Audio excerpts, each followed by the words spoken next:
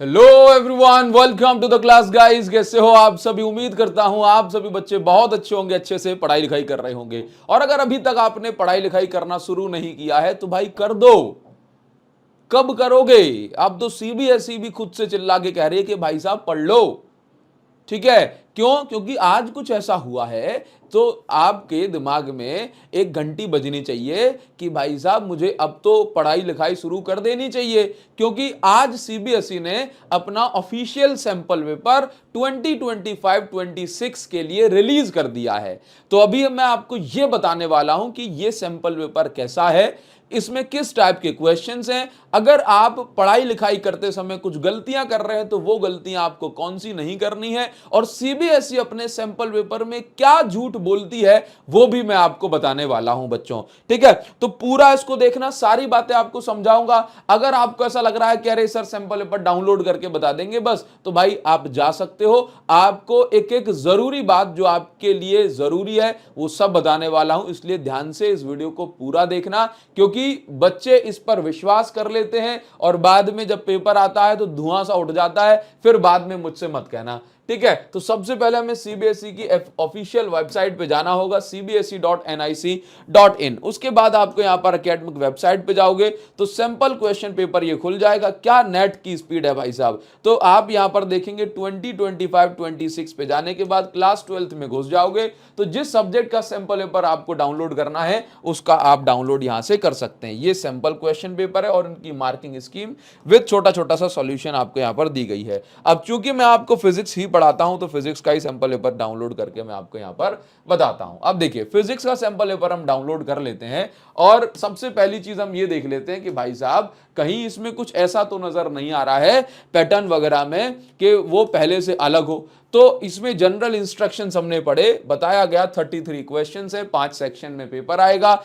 पहले सेक्शन में क्या है, दूसरे सेक्शन में क्या है, तीसरे चौथे पांचवें सेक्शन में क्या है। तो बच्चों आप यहां पर देखिए कि अगर आप लोग नहीं जानते तो मैं आपको बता दूं, 5 सेक्शन में पेपर आएगा। पहला सेक्शन जो है ये आपके 16 नंबर का रहेगा। यहां पर एक एक नंबर के क्वेश्चन होंगे, यानी कि 12 एमसीक्यू होने वाले हैं और 4 असर्शन रीजन वाले क्वेश्चन होने वाले हैं। ठीक है, पेपर का डिफिकल्टी लेवल क्या है वो भी आपको बताने वाला हूं। सेक्शन बी की अगर बात करूं तो ये 10 नंबर का होने वाला है, 5 क्वेश्चन होंगे, हर एक क्वेश्चन 2 नंबर का होगा। सेक्शन सी की बात करूंगा तो ये 21 नंबर का है, इसमें 3 नंबर वाले 7 क्वेश्चंस आते हैं।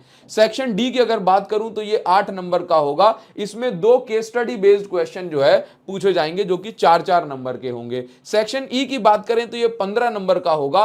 ठीक है, और इसमें 3 क्वेश्चन 5-5 नंबर के पूछे जाएंगे। ठीक है, अगर मैं सैंपल पेपर को थोड़ा सा ना स्टडी करवाता हूं आपको, ठीक है, इस पर हम एक नजर मारते हैं ऊपर से तो हम देखते हैं कि हमें इसमें क्या देखने को समझने को मिल रहा है बच्चों। ठीक है, देखिए जरा, अगर मैं इसको ध्यान से देखूं तो मैं ये पाता हूं कि भाई सेक्शन ए जो कि हमारा कौन सा है, एमसीक्यू वाला है ना, एमसीक्यू असर्शन रीजन। ठीक, तो आप यहां पर देखेंगे कि ये देखिए पहला जो है आपको ऐसे थ्योरेटिकल बेस्ड कॉन्सेप्चुअल क्वेश्चन मिल रहा है। ठीक है, कोई बड़ा सा न्यूमेरिकल आपको यहां पर नहीं जो है देखने को मिलेगा। आप देख रहे हो ये 1 नंबर का न्यूमेरिकल वाला कॉन्सेप्ट यूज होगा, लेकिन कॉन्सेप्चुअल क्वेश्चन है और कुछ नहीं है। कॉन्सेप्चुअल, कोई न्यूमेरिकल नहीं, मैं इसको बोलूंगा ओनली कॉन्सेप्ट, ओनली कॉन्सेप्ट। तो स्टार्टिंग के क्वेश्चंस को ये देखिए, ग्राफ वगैरह है ना, ये कोई न्यूमेरिकल नहीं है, एकदम सिंपल कॉन्सेप्चुअल क्वेश्चन है।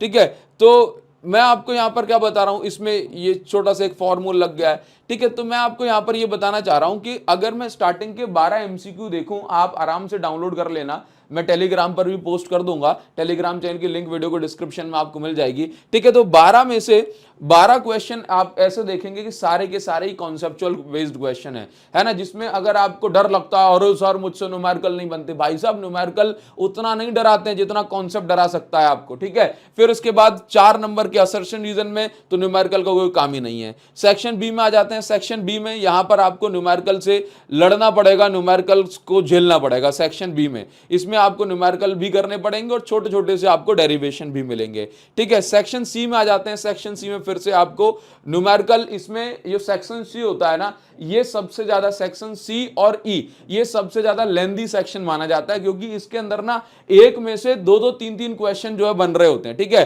तो यहां पर आपकी जैसे डेफिनेशन वगैरह भी पूछ ली गई है, इसमें न्यूमेरिकल और कॉन्सेप्ट की आपको बहुत जरूरत पड़ेगी। सेक्शन डी में केस स्टडी बेस्ड क्वेश्चन पूछे जाते हैं, जो कि अगर कॉन्सेप्चुअल आया तो बहुत टफ नहीं आता है, ठीक है, कभी बाय चांस आ जाए तो वो दिक्कत वाली बात होती है, ठीक है। Otherwise case study based section जो है थोड़ा सा आसान रहेगा आपके लिए, ठीक है, क्योंकि एक पैरा दिया होगा उससे आपको, ऑल दो वैसा नहीं कि इंग्लिश में छांट के लिख सकते हैं, लेकिन आपको थोड़ा सा ना, अगर आपने थोड़ी बहुत भी ठीक से पढ़ाई करी है तो आपको काम बन जाएगा।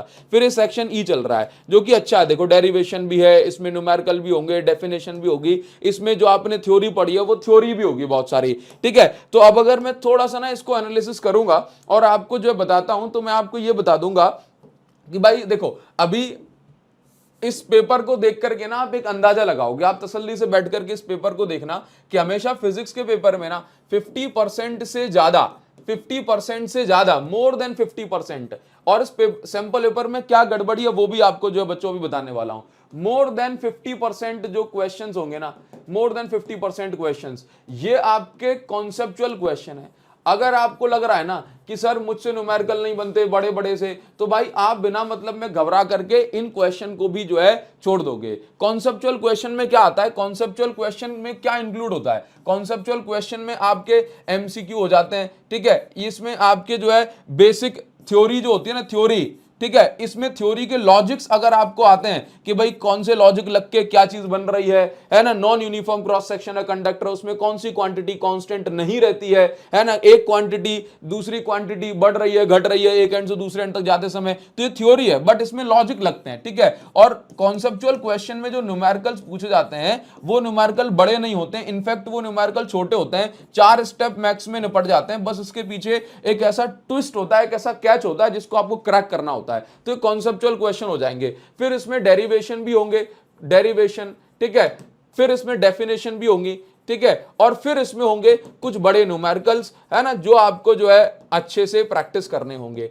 तो सर ये सब कुछ मैं कैसे कर सकता हूं, तो बच्चों मैं आपको बताना चाहता हूं कि ये सारी चीजें आपसे कब बनेंगी, जब आप एक चैप्टर को पूरी तरीके से पढ़ेंगे, जो हम आपको रेगुलरली पढ़ा ही रहे हैं, ठीक है, और उसके बाद आपके पास एक अच्छा स्टडी मटेरियल होना चाहिए। अगर आपके पास स्टडी मटेरियल नहीं है बढ़िया सा, तो आप हमारी जो बुक है ये ले सकते हैं बच्चों, ये हमारी एक्सीलेंस 95+ बुक है। इस बुक के अंदर आपको सब कुछ मिल जाएगा जो आपको रिक्वायरमेंट है आज के सैंपल पेपर को देखते हुए।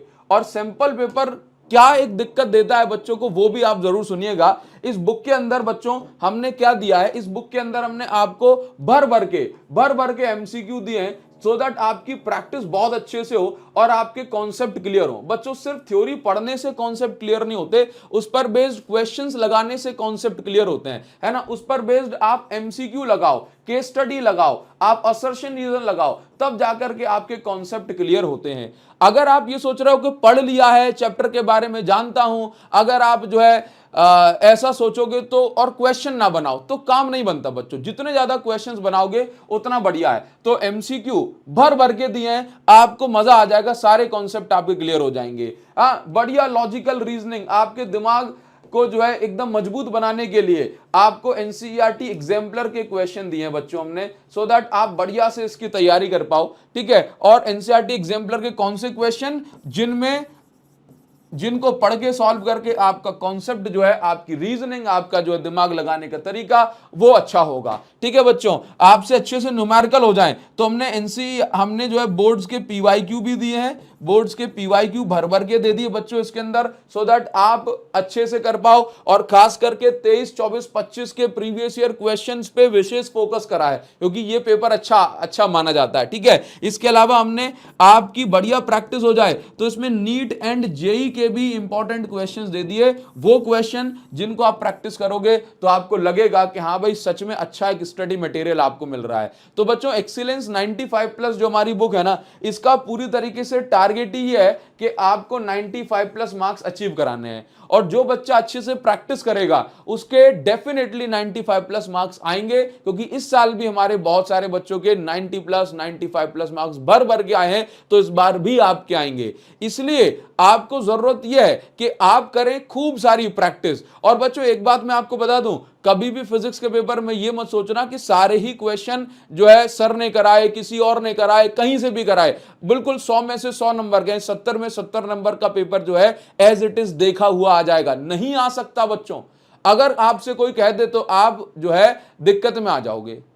ठीक है, तो वो आप क्रैक कैसे कर सकते हो? कॉन्सेप्ट वही होते हैं, टॉपिक वही होते हैं, बस पूछने का तरीका बदल जाता है। तो जब आप अच्छे से प्रैक्टिस कर लेते हैं ना बच्चों, तब जाकर के चीजें बनती हैं, है ना। और आपको कैसे पढ़ना चाहिए, अब सैंपल पेपर आने के बाद उस पर मैं नेक्स्ट वीडियो जरूर लेकर के आऊंगा। लेकिन आप अगर आप बढ़िया एक बुक ढूंढ रहे हो ना, तो आप अभी हमारी इस बुक को ऑर्डर कर सकते हो। ऑर्डर करने के लिए जो लिंक है बच्चों, मैंने कमेंट सेक्शन में और इस वीडियो के डिस्क्रिप्शन में दे रखी है। आप जरूर से जो है इसको ऑर्डर करें और अपनी प्रैक्टिस को स्टार्ट करें, क्योंकि जो बच्चा जितनी तैयारी करेगा ना, जितनी प्रैक्टिस करेगा, उतना ही बढ़िया उसका जो है पेपर जाने वाला है।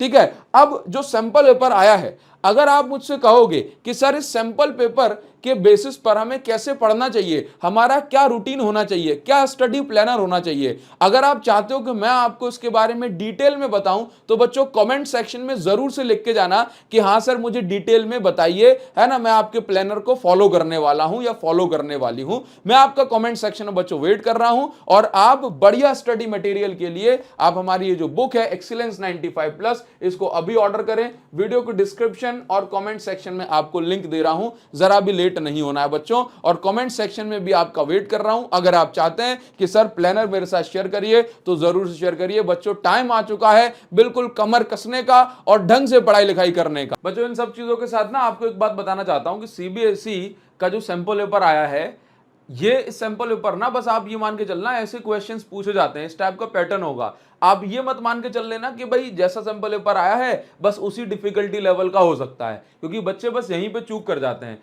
पिछले साल भी ऐसा हुआ था कि सैंपल पेपर तो उन्होंने हलवा से दे दिया था और पेपर में जलवा करवा दिया था। तो ऐसी गलती आपके साथ ना हो, इसके लिए जरूरी है कि आप बढ़िया से खूब सारी प्रैक्टिस आप अभी से ही करने लग जाओ बच्चों, है ना, है ना। तो मिलते हैं आपसे नेक्स्ट वीडियो में पूरे प्लानर के साथ। तब तक के लिए थैंक यू सो मच बच्चों, पढ़ते रहें। Thank you.